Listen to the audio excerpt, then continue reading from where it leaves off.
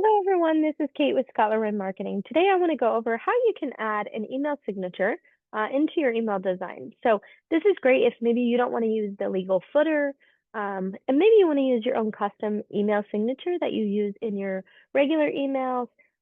Maybe you've created that in Command Designs or Canva.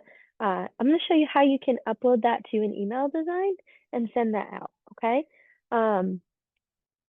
So first things first is if you've created an email signature and you need to go ahead and grab it, you're going to come in and download that, okay?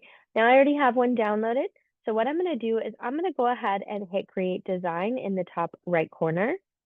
And from there, we're going to select email and next. So we're creating an email design. We want to add our signature. Let's say that we just want to use one of these Valentine's Day ones. So let's go ahead and select this one, and let's do next.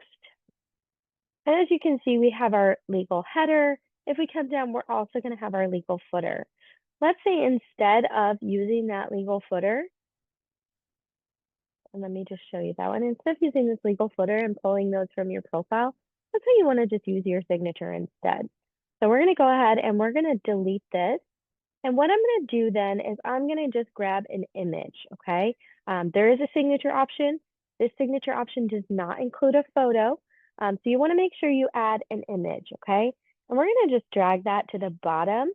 And then we're going to go ahead and find our email signature, okay? So I've got one right here.